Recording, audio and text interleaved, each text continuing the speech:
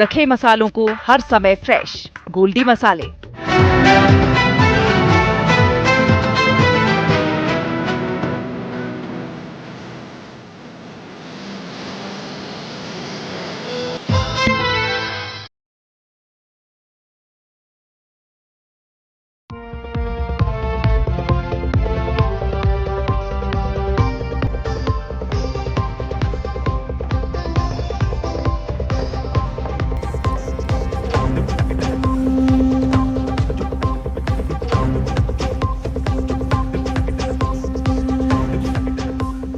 नमस्कार, आप देख रहे हैं न्यूज नाइट। मैं हूं निखिल सिंह, सभी का स्वागत। पश्चिम बंगाल की सियासत आज फिर उबाल पर है। गृह मंत्री अमित शाह के तीखे हमले, तुष्टीकरण और घुसपैठ के आरोप और ममता सरकार को लेकर उठते गंभीर सवाल। इस खबर के हर पहलू से हम आपको रूबरू कराएंगे। साथ ही आज इस मुद्दे पर न्यूज नाइट पे विशेष चर्चा भी होगी। बात होगी महाराष्ट्र की राजनीति में एक नए अध्याय की। सुनेत्रा पवार ने ली है डिप्टी सीएम पद की शपथ। प्रधानमंत्री मोदी की बधाई और बड़े सियासी मायने। इस खबर को विस्तार से दिखाएंगे। बात होगी आतंकवाद पर भारत का क्या सख्त संदेश रहा। भारत अरब विदेश मंत्रियों की बैठक में भारत की ओर से जीरो टॉलरेंस की दो टूक बात। और कल पेश होगा देश का बजट। लगातार नवीं बार वित्त मंत्री निर्मला सीतारमण का होगा यह बजट। हर वर्ग की उम्मीदें इस बजट पर टिकी। इन सारी खबरों के साथ ही साथ आपको देश दुनिया की हर जरूरी खबर दिखाएंगे न्यूज नाइट में। शुरुआत करेंगे हेडलाइन से। प्रधानमंत्री नरेंद्र मोदी ने अरब विदेश मंत्रियों और प्रतिनिधियों से की मुलाकात। कहा, ऊर्जा, व्यापार, नवाचार में बढ़ा आपसी सहयोग, खोलेगा संभावनाओं के नए द्वार। भारत अरब विदेश मंत्रियों की बैठक में विदेश मंत्री ने भी दोहराई अपने सहयोग और आतंकवाद के खिलाफ जीरो टॉलरेंस की प्रतिबद्धता।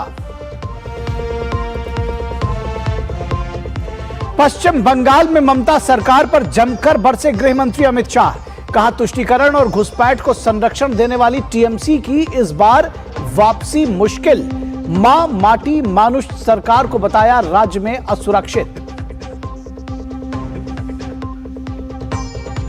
सुनेत्रा पवार ने ली महाराष्ट्र के डिप्टी सीएम पद की शपथ। महाराष्ट्र की पहली महिला उप मुख्यमंत्री बनने पर प्रधानमंत्री नरेंद्र मोदी ने दी बधाई। जताया अजीत दादा पवार के विजन को पूरा करने का भरोसा। संसद में आम बजट कल। लगातार नवीं बार वित्त मंत्री निर्मला सीतारमण पेश करेंगी बजट। बजट से हर वर्ग के लोगों को बड़ी उम्मीदें।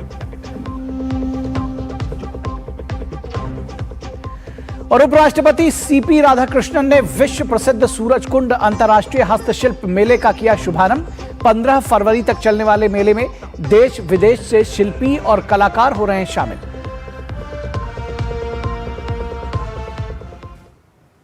तो न्यूज नाइट में सबसे पहले बात करेंगे पश्चिम बंगाल की। पश्चिम बंगाल की सियासी जमीन आज एक बार फिर गर्म है।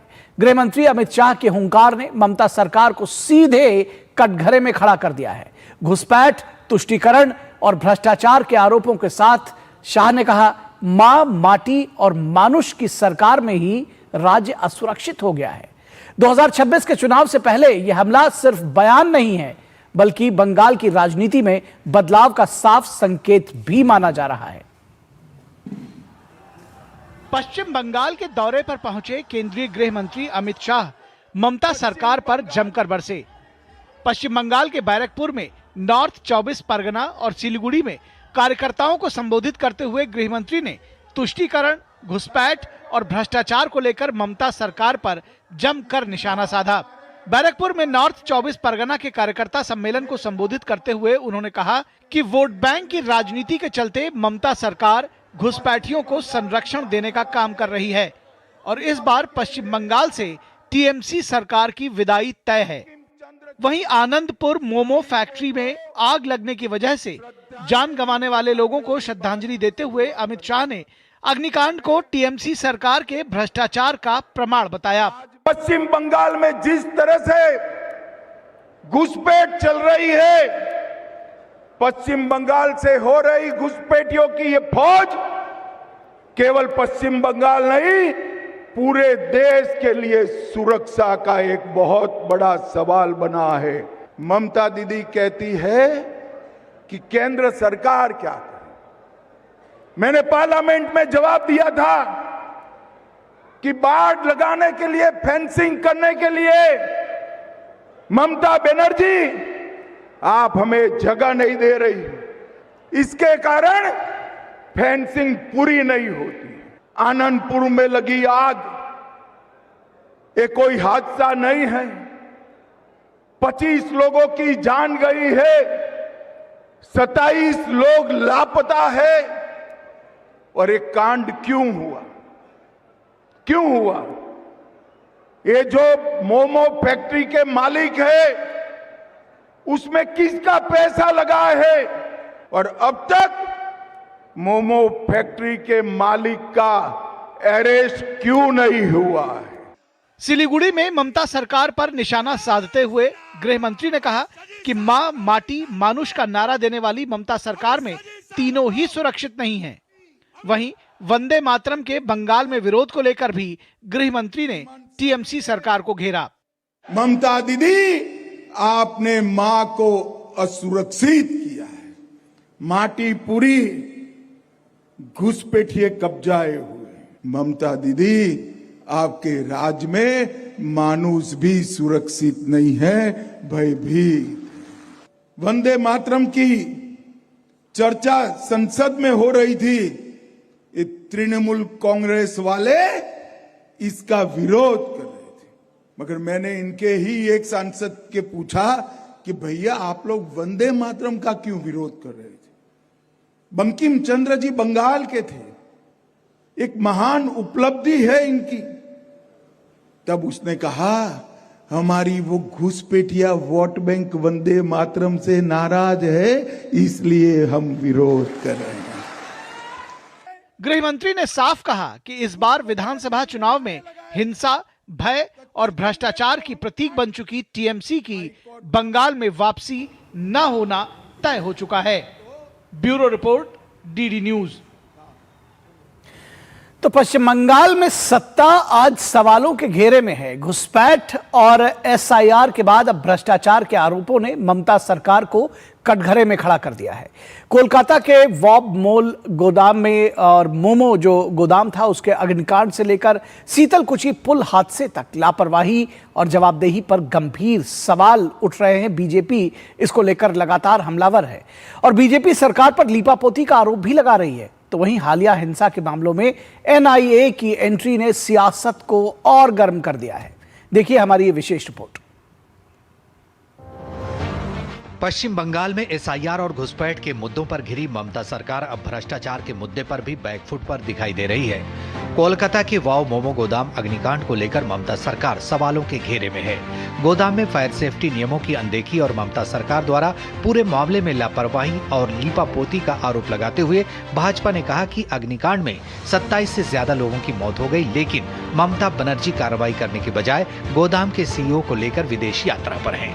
फोटो है जहाँ पे आप पैरों भी देख रहे हैं, ये वाव मोमो की सीईओ है सागर दरियानी।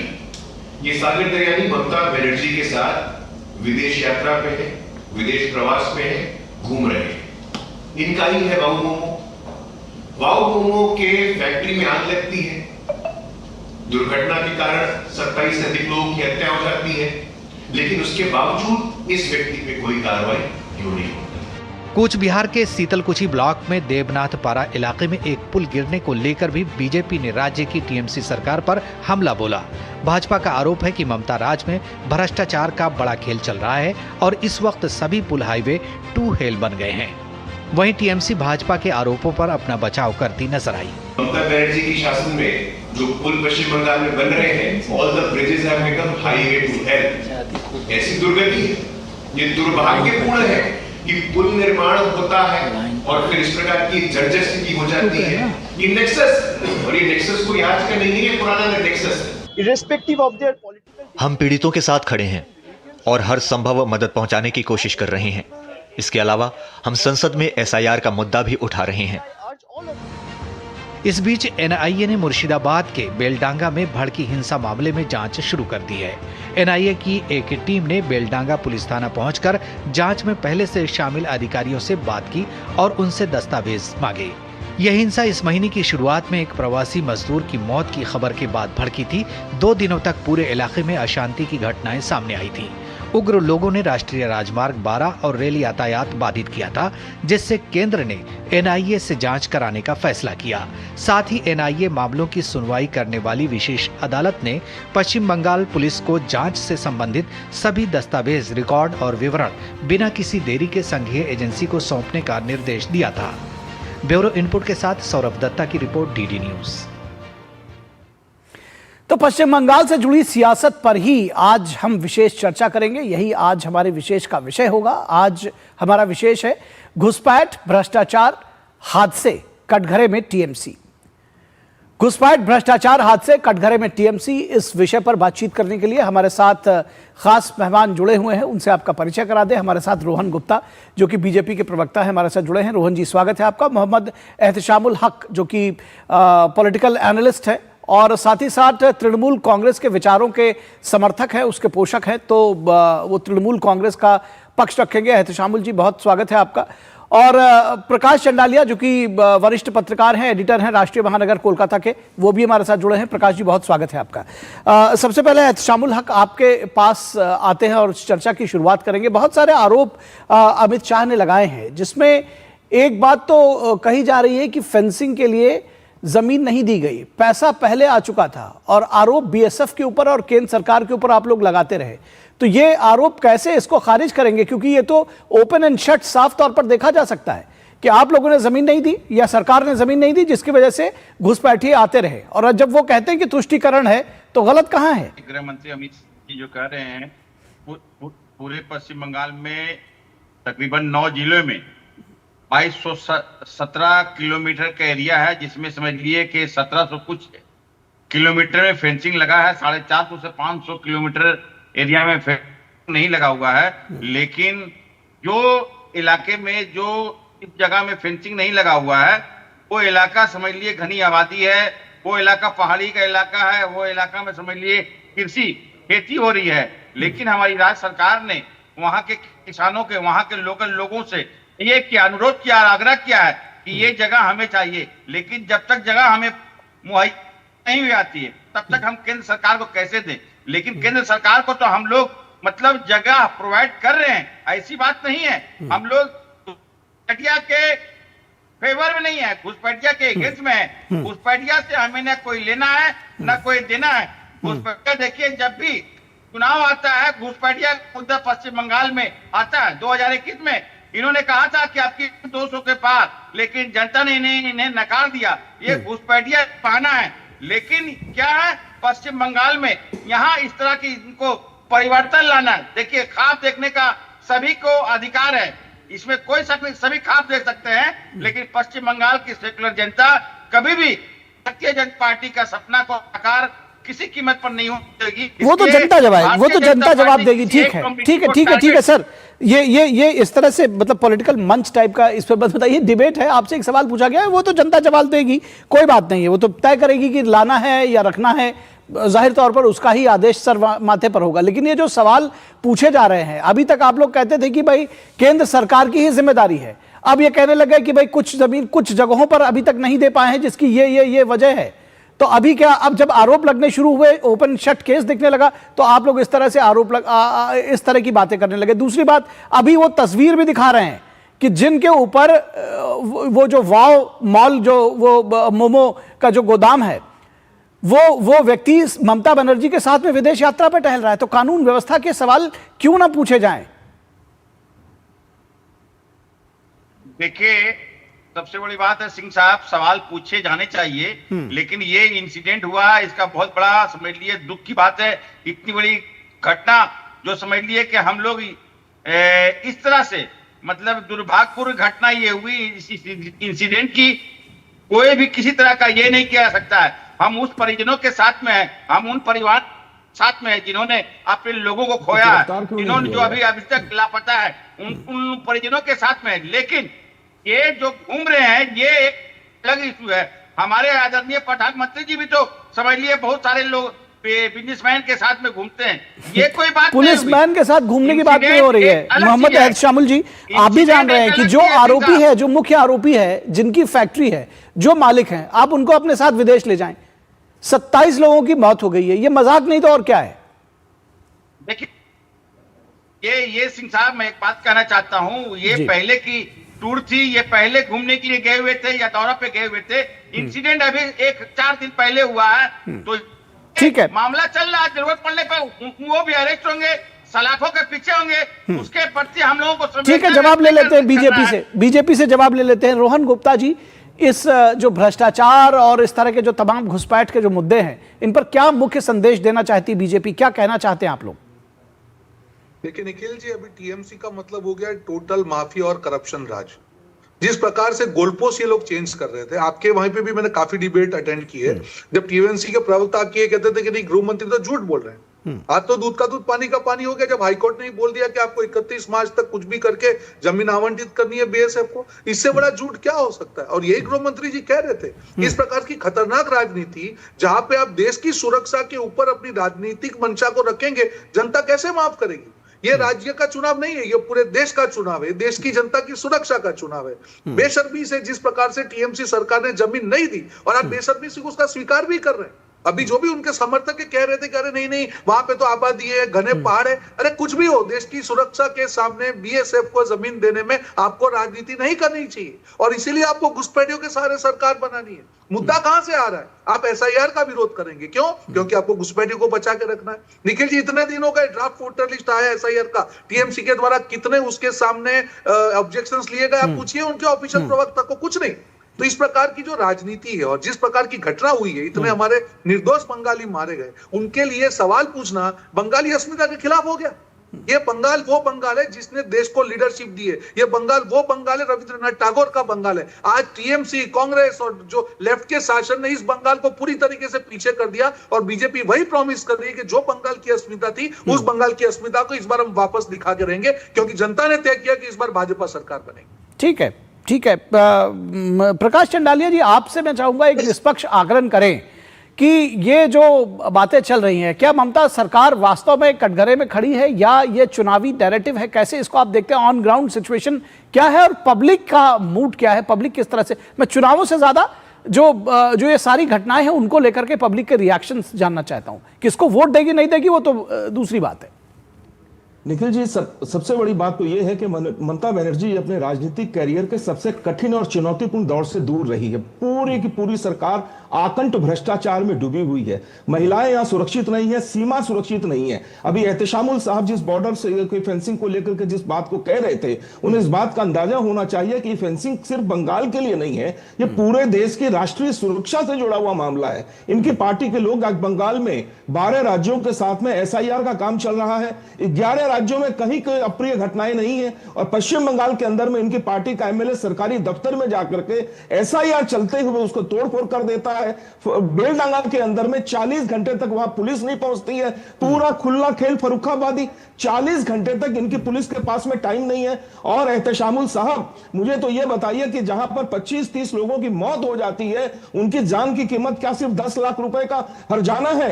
क्यों उन लोगों को नहीं पकड़ा गया? आज अगर दूसरा कोई होता, आपको याद दिलाना चाहूंगा कि जब आपकी सरकार का पहला कार्यकाल चल रहा था, कलकत्ता में एक बहुत ही नामी हॉस्पिटल था, वो सरकार के ज्वाइंट वेंचर में था। उस अस्पताल के डायरेक्टर्स को गिरफ्तार किया गया, लेकिन सरकारी महकमे के जो अधिकारी थे उनको गिरफ्तार नहीं किया। तो सर, आपकी बात जो है वो सही नहीं ठहरती है। ममता बनर्जी का जो भेदभाव है वो शामिल हो रहा है। और उससे बड़ी बात तो यह है कि जो ममता बनर्जी 30-32% को वोट बैंक को सुरक्षित मानकर चल रही थी, आज वो भी उनको महसूस हो रहा है कि उनका वोट बैंक खिसकता जा रहा है। और यह बात उनकी 3-4 दिन पहले उन्होंने, जिस समय एक श्मशान घाट के नवनिर्माण के भूमि पूजन के समारोह जब 99 में से हुआ था, उस समय उन्होंने कह भी दी थी कि मैं कुछ भी करूंगी, 30% लोग विरोध कर देंगे। ऐसा इसके पहले कभी भी नहीं हुआ। जिन लोगों को ममता बनर्जी ने दूध देने वाली गाय समझा था, आज वो दूध देने वाली गाय भी उनको लात मारने के कगार पर खड़ी है। और ममता बनर्जी इन सारी चीजों को खेल समझ रही है। 180 किलोमीटर लैंड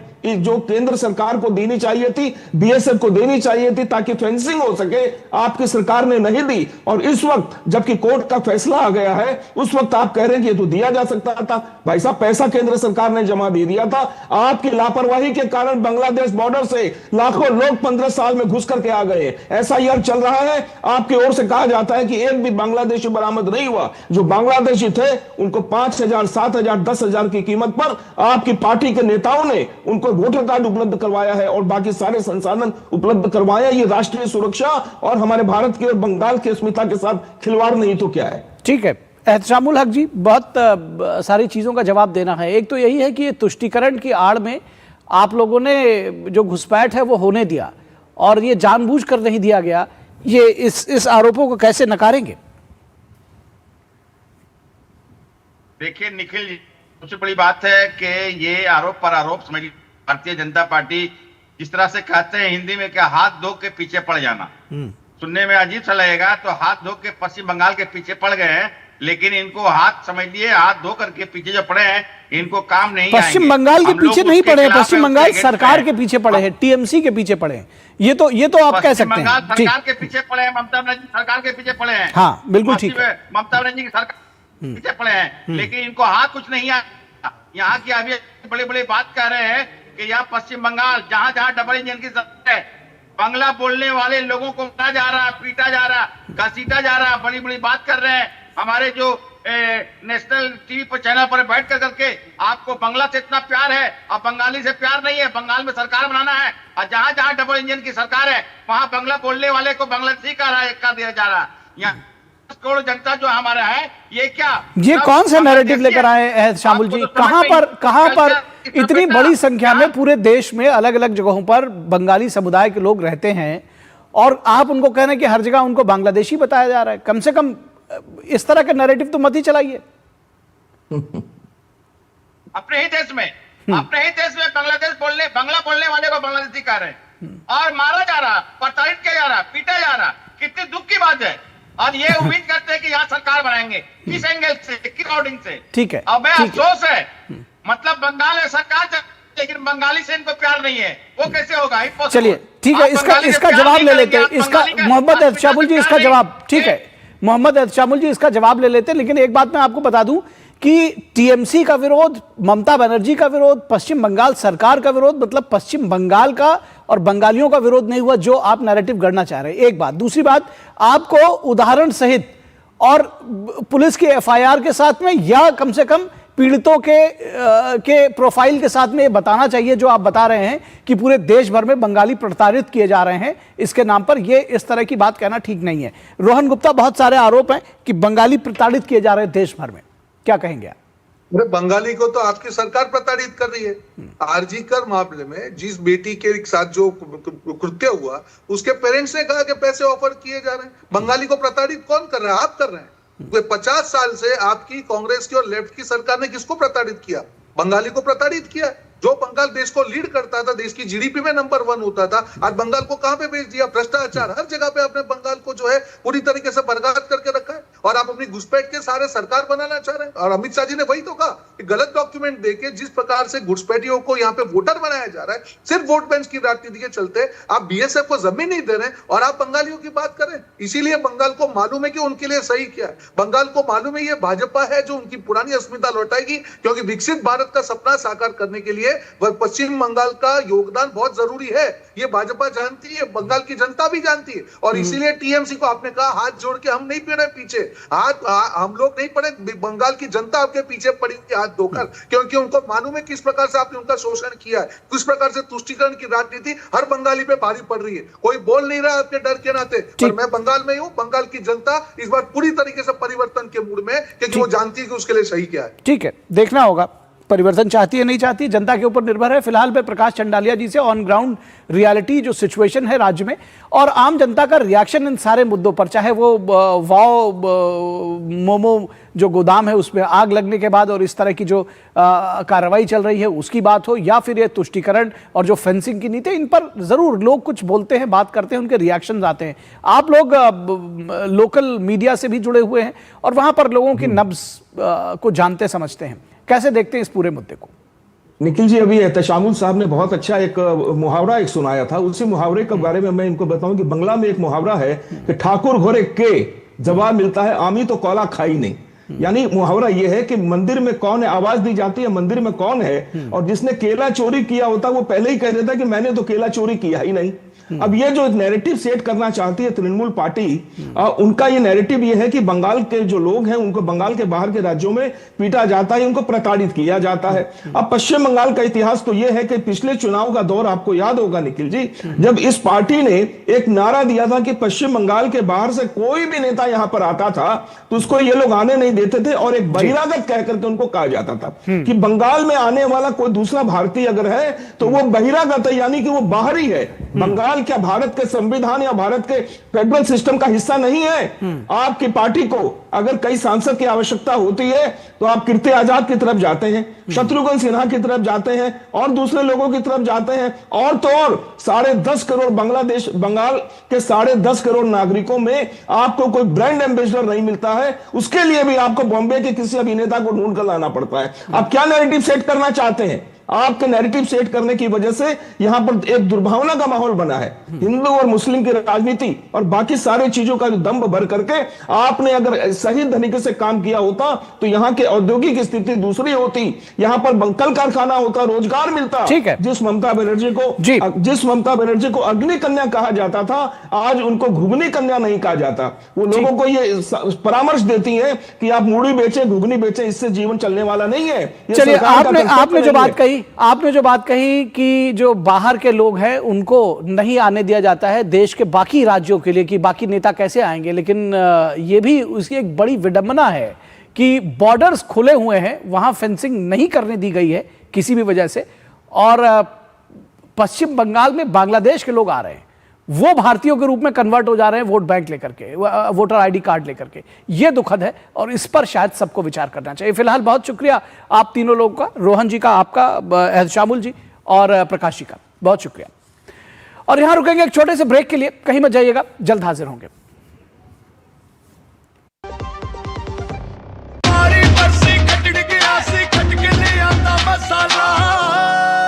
मसाला ओए, छोले दा या लोबे दा, पंजाबी छोले दा या पिंडी चने दा। अब छोलिया हो या लोबिया, पंजाबी छोले या पिंडी चने, सब कुछ मजेदार बने। वाह, गाय तुम्हारी माता है ना? तो पशुहार के नाम पर जहर क्यों खिलाता है? अनसन हटा, दिल से खिला, सिर्फ कपिला, देश का नंबर 1 पशु आहार। पढ़ता है, खेलता है, झूलता उछलता है, दौड़ता कभी कभी दौड़ कराता है, आगे आगे बढ़ता है इंडिया, अमूल दूध पीता है इंडिया। मेरी पसंद, मेरी पसंद, मेरी पसंद, मेरी पसंद, हमारी पसंद, हम सबकी पसंद। मजबूत देश का मजबूत सरिया हो गया स्टील। कम समय में ज्यादा मुनाफा, बस एक क्लिक में, कमाल है। अनजान लिंक्स पर क्लिक मत कीजिए, आरबीआई कहता है जानकार बनिए, सतर्क रहिए। ओ हरि भैया, अरे वाह, खेतों में कौन सी फसल लगाए हो? 12 महीने कमा कर दे ऐसी फसल। क्या? मैंने नया व्यवसाय शुरू किया है। उसके लिए पैसे? इसमें किसी निवेश की जरूरत ही नहीं। अच्छा मुखिया जी। अरे मुखिया जी, नमस्ते। अरे हरी, कब आ रहे हो? आप बस चलिए, मैं पहुंचता हूं। अब मैं LIC एजेंट हूं। LIC एजेंट बनो, अब बड़ा सोचो। हमारी वेबसाइट पर जाएं या अपनी नजदीकी LIC शाखा से संपर्क करें। टिंग टिंग, अम्मा मैसेज।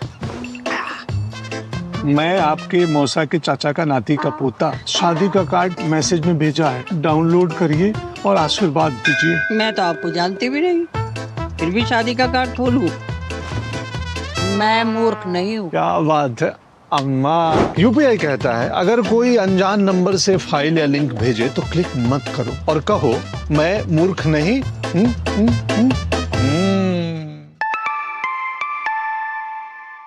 जाइए आप भी किसी का टेस्ट लीजिए।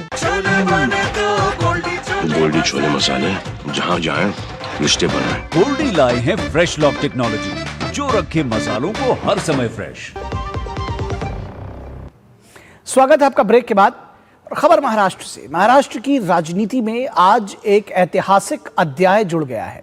सुनेत्रा पवार ने राज्य की पहली महिला उप मुख्यमंत्री के तौर पर शपथ लेकर नया कीर्तिमान स्थापित किया है। यह सिर्फ एक संवैधानिक दायित्व नहीं, बल्कि जिम्मेदारी, विरासत और भरोसे का क्षण भी है। प्रधानमंत्री नरेंद्र मोदी की बधाई और सियासी समर्थन के बीच अब सबकी नजरें उनके नेतृत्व और आगे की राह पर है। देखिए महाराष्ट्र की इस बड़ी सियासी घटना पर हमारी ये रिपोर्ट। एनसीपी विधायक दल की नेता चुने जाने के बाद शनिवार को दिवंगत उप मुख्यमंत्री अजित पवार की पत्नी सुनेत्रा पवार ने लोक भवन में महाराष्ट्र के डिप्टी सीएम के तौर पर शपथ ग्रहण कर ली। राज्यपाल आचार्य देवव्रत ने पद और गोपनीयता की शपथ दिलाई।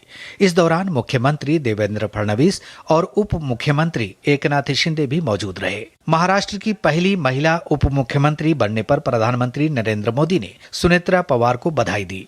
पीएम ने एक्स पर अपने बधाई संदेश में लिखा, सुनेत्रा पवार जी को महाराष्ट्र की उप मुख्यमंत्री के तौर पर अपना कार्यकाल शुरू करने पर बहुत बहुत शुभकामनाएं। वो इस जिम्मेदारी को संभालने वाली पहली महिला हैं। मुझे विश्वास है कि वो राज्य के लोगों की भलाई के लिए अथक प्रयास करेंगी और स्वर्गीय अजित दादा पवार के विजन को पूरा करेंगी। प्रधानमंत्री के बधाई संदेश पर सुनेत्रा पवार ने पीएम का आभार जताते हुए एक्स पर लिखा, आपका आशीर्वाद मुझे प्रेरणा देता है। जब मैं महाराष्ट्र की सेवा करने की नई जिम्मेदारी ले रही हूँ, आपके शब्दों ने लोगों की भलाई के लिए काम करने का मेरा भरोसा बढ़ा दिया है। इससे राज्य के लोगों की भलाई के लिए ईमानदारी और लगन से काम करने का मेरा इरादा और मजबूत हुआ है। आपके भरोसे के लिए बहुत बहुत धन्यवाद। सुनेत्रा पवार के उप मुख्यमंत्री बनने पर एनसीपी में जहां खुशी का माहौल है, वहीं अन्य दलों के नेताओं ने भी उन पर विश्वास जताया है। पहले जो है उप मुख्यमंत्री जो है एक महिला महाराष्ट्र राज्य को मिली है। हम तो चाहेंगे कि महिला मुख्यमंत्री भी बननी चाहिए। सुनेत्रा पवार जी डिप्टी सीएम बन गई, पहली महाराष्ट्र की डिप्टी सीएम महिला बन गई है, तो उनको हमारी शुभेच्छा है। दादा के याद में वो बहुत अच्छा काम करते रहे, ऐसा हमको विश्वास है। सुनेत्रा पवार ने महाराष्ट्र की पहली महिला डिप्टी सीएम के तौर पर शपथ लेने के बाद घर पहुंचकर अपने पति और दिवंगत उप मुख्यमंत्री अजित पवार को श्रद्धांजलि दी। अब देखना होगा कि सुनेत्रा पवार के उप मुख्यमंत्री बनने के बाद खाली हुई उनकी राज्यसभा की सीट पर किसे मौका मिलता है। ब्यूरो इनपुट के साथ शिशिर शेलार की रिपोर्ट, डीडी न्यूज। और यहां रुकेंगे एक ब्रेक के लिए, कहीं मत जाइएगा, जल्द हाजिर होंगे।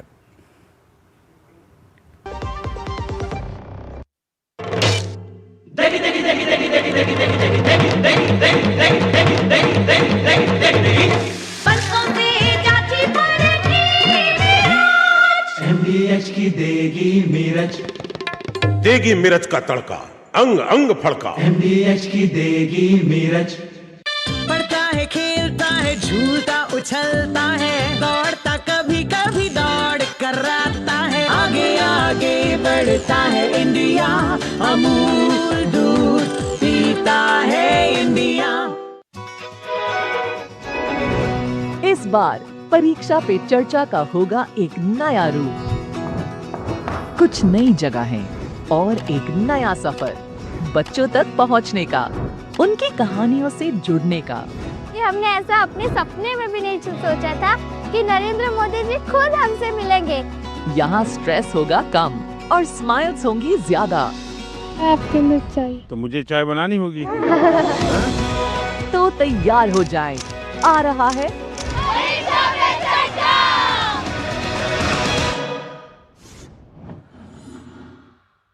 LIC युवा प्रोफेशनल्स के लिए लाए हैं नव जीवन श्री। करें नियमित प्रीमियम का भुगतान, जीवन बीमा का आनंद लें, प्राप्त करें प्रीमियम के प्रतिशत पर गारंटीकृत एडिशंस, अपने वित्तीय लक्ष्यों के अनुरूप मैच्योरिटी पर गारंटीकृत धनराशि पाएं। मौजूदा पॉलिसी धारकों के लिए आकर्षक अतिरिक्त लाभ आज ही खरीदें।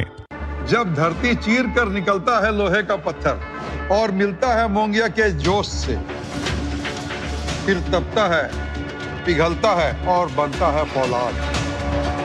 अब होता है सरिया सारी खूबियों के साथ। मोंगिया स्टील, मजबूत देश का मजबूत सरिया।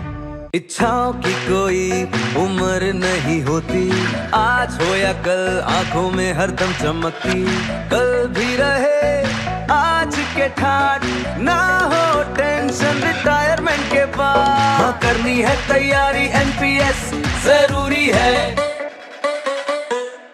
टिंग टिंग, अम्मा मैसेज।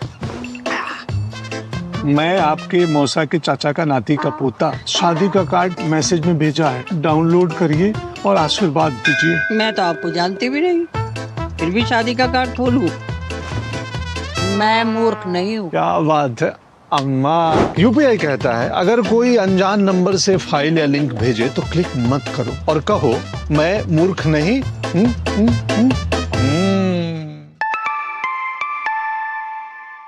जाइए आप भी किसी का टेस्ट लीजिए।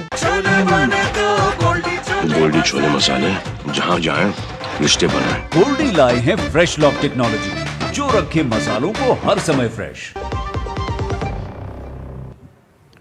स्वागत है आपका ब्रेक के बाद।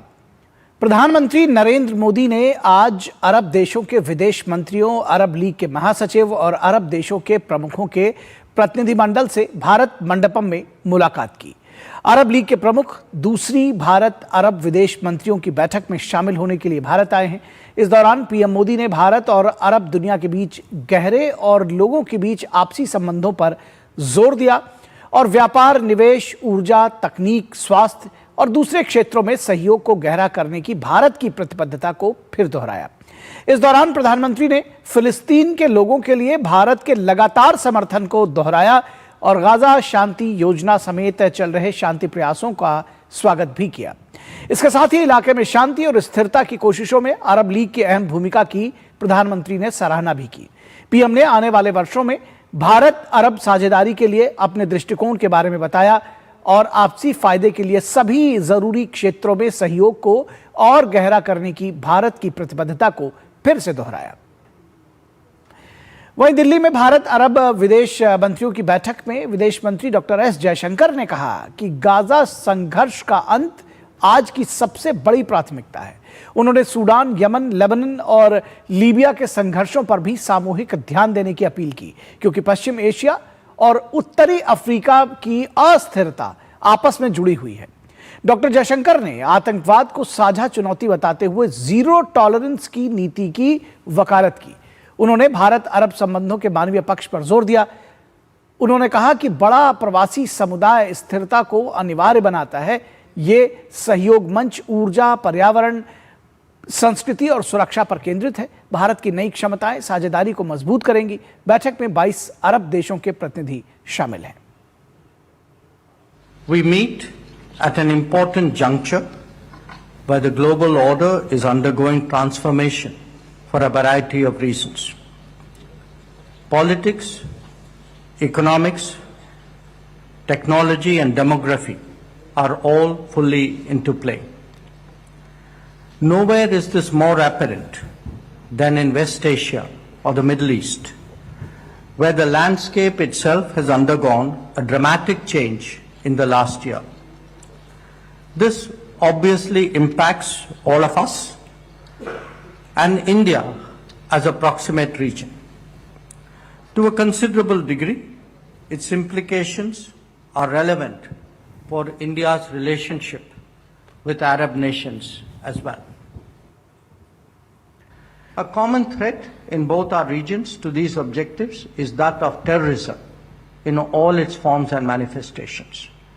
Cross-border terrorism is particularly unacceptable because it violates the basic principles of international relations and diplomacy.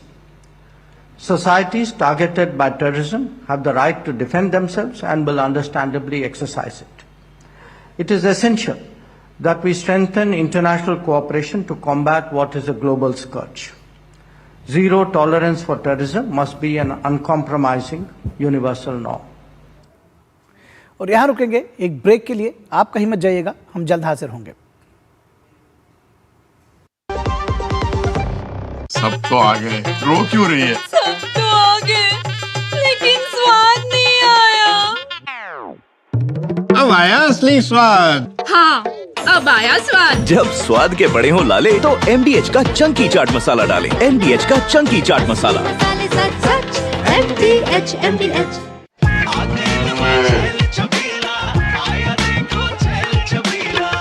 एक कपिला। अरे भाई सब एक ही जैसा होता है। ये लो साधारण पशु आहार।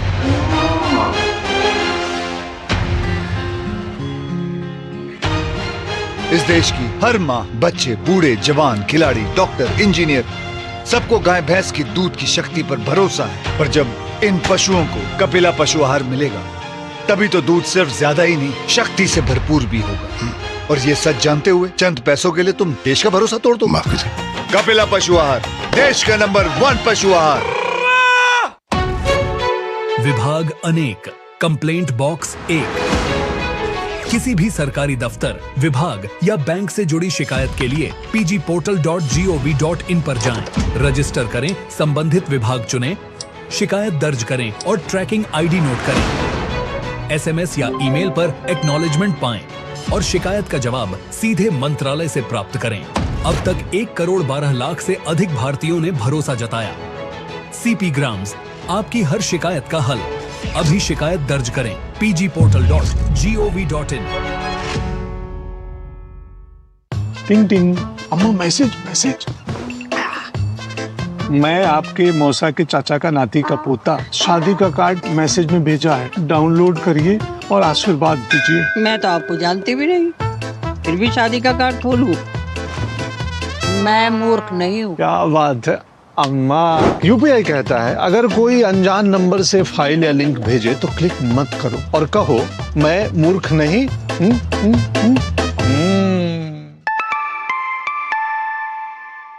जाइए आप भी किसी का टेस्ट लीजिए। मेरी पसंद। मेरी पसंद। मेरी पसंद।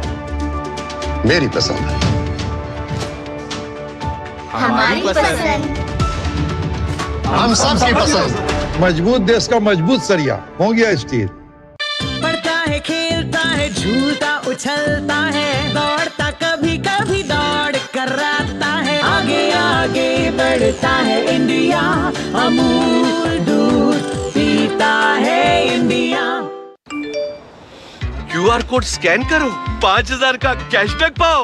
वाह, दिल बन गया। UPI पिन एंटरिंग सिर्फ पैसे भेजने के लिए है। RBI कहता है जानकार बनिए, सतर्क रहिए।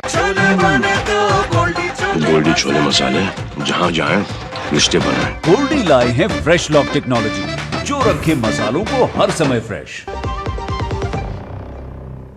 स्वागत है आपका ब्रेक के बाद।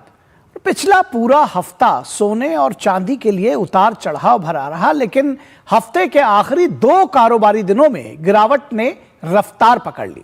क्या था पूरे हफ्ते का ट्रेंड और आखिरी 2 दिनों में आखिर क्यों ये ट्रेंड दिखा, क्यों भारी पड़े ये आखिरी 2 दिन? देखिए ये रिपोर्ट। पिछले पूरे सप्ताह की बात करें तो सोना और चांदी दोनों ही शुरुआत में सीमित दायरे में कारोबार करते दिखे। हफ्ते के पहले हिस्से में बाजार फेड की ब्याज दर नीति और डॉलर की चाल को लेकर इंतजार की स्थिति में रहा, लेकिन गुरुवार और शुक्रवार आते आते तस्वीर पूरी तरह बदल गई। हफ्ते के आखिरी 2 कारोबारी दिनों में सोना और चांदी दोनों में गिरावट ने अचानक तेज रफ्तार पकड़ ली।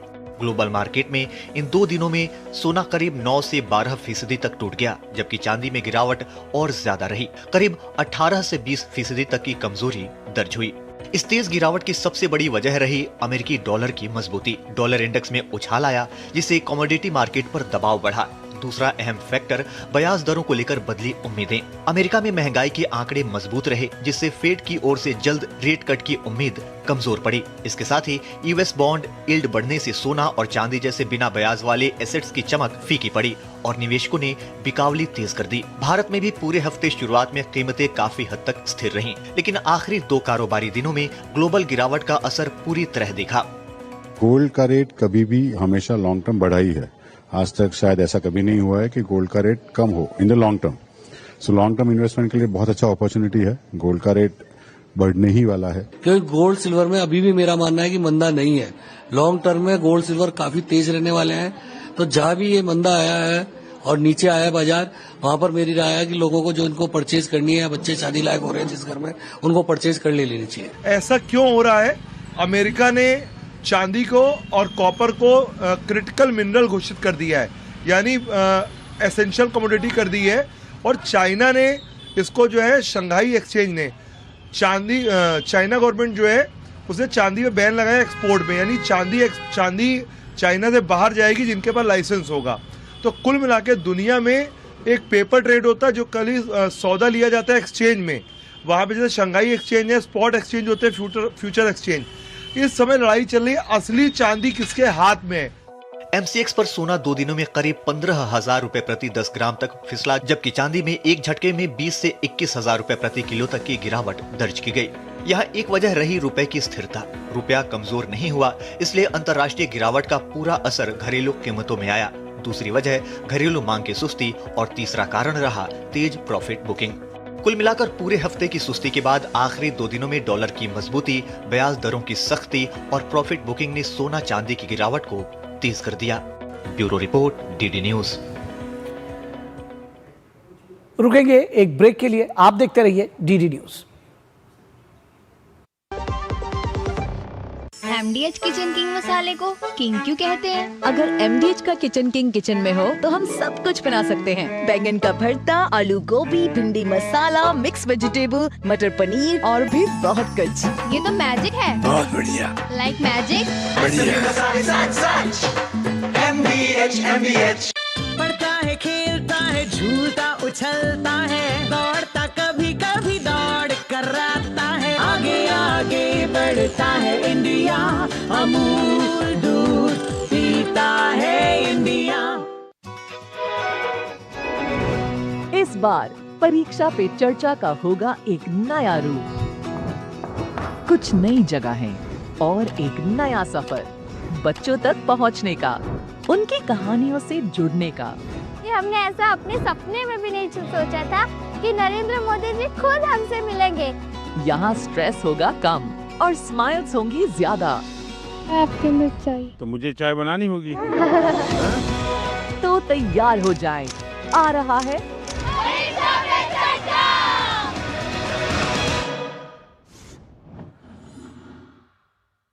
टिंग टिंग।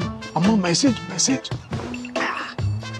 मैं आपके मौसा के चाचा का नाती का पोता, शादी का कार्ड मैसेज में भेजा है, डाउनलोड करिए और आशीर्वाद दीजिए। मैं तो आपको जानती भी नहीं, फिर भी शादी का कार्ड खोलूं? मैं मूर्ख नहीं हूँ। क्या बात है अम्मा। UPI कहता है अगर कोई अनजान नंबर से फाइल या लिंक भेजे तो क्लिक मत करो और कहो मैं मूर्ख नहीं।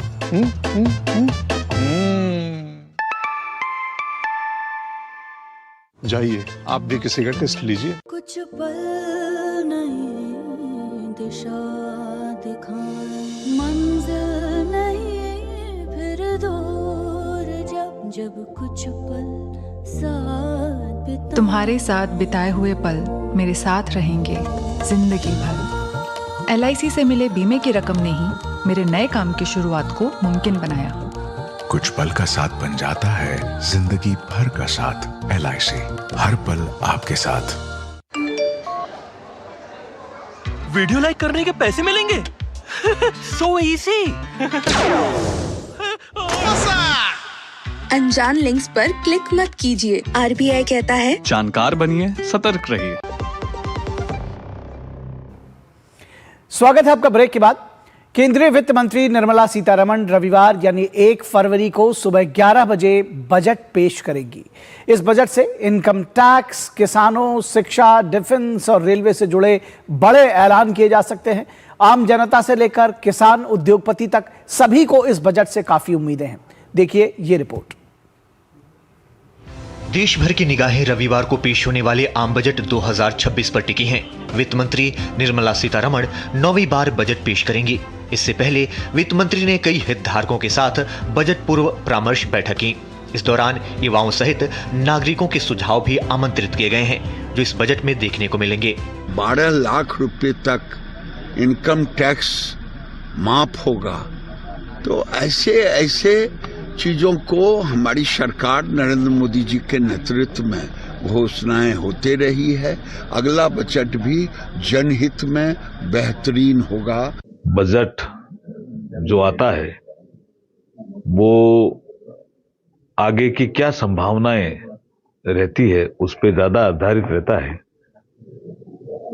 और विकसित भारत बनाने का जो प्रधानमंत्री का सोच है कि हमें भारत को विकसित भारत बनाना है, इस दिशा में बजट में बहुत सी चीजें आपको मिलेगी। कल इंतजार करिए, बजट बहुत अच्छा आने वाला है। इस साल के बजट से देश भर के लोगों को काफी उम्मीदें हैं। सिर्फ आम लोग ही नहीं, उद्योगपतियों और किसानों को भी बजट 2026 से काफी उम्मीदें हैं। गुजरात के उद्योगपतियों ने विनिर्माण क्षेत्र में मजबूत कदम उठाने की मांग की है। स्मॉल स्केल इंडस्ट्री को बहुत उम्मीद है इस बजट से कि जो आज तक जो योजनाएं सरकार ने मतलब यहाँ पे उनके लिए आप डिक्लेयर की थी, लेकिन वो योजनाएं निचले स्तर तक पहुंचती नहीं है और उनको पता भी नहीं रहता है। तो वो योजनाएं जो सरकार ने जारी किए उसका पूरा बेनिफिट स्मॉल स्केल को मिलना चाहिए। उत्तर प्रदेश के किसानों को उम्मीद है कि बजट में सरकार कृषि को उद्योग से जोड़ने की दिशा में अहम पहल करेगी। मंडियों को जो ये कृषि उत्पादन मंडी अधिनियम है, इनसे कैसे राहत दी जा सकती है, व्यापार को स्वतंत्र किया जाना चाहिए। जो ज़्यादा भाव में गन्ना खरीद रहे हैं तो सरकार को ये ऐसा प्रोत्साहन जो है ना राशि किसानों को खाते में जो है ना चीनी मिल की तरफ से डलवाए ताकि कंपनसेट हो। किसान कौम को उद्योगों से जोड़ा जाना चाहिए और साथ ही साथ जो हमारे खाद है, बीज है, और जो है जो दूसरी तमाम चीज़ें हैं, जो हमारे ट्रैक्टर हैं, उनके संबंधी यंत्र हैं, उनमें हमको प्रॉपर सब्सिडी भारत सरकार की ओर से मिले। कुल मिलाकर बजट 2026 से देश के हर वर्ग को बड़ी उम्मीदें हैं। ऐसे में हर वर्ग को 1 फरवरी को पेश होने वाले आम बजट का इंतजार है। Bureau report, DD news. तो बजट पर सभी की निगाहें हैं और कल हमारी विशेष कवरेज भी इस बजट को लेकर रहेगी, तो आप डीडी न्यूज के साथ जुड़े रहिए। फिलहाल न्यूज नाइट में आज के अंक में बस इतना ही। हमारी पूरी टीम को दीजिए इजाजत। नमस्कार।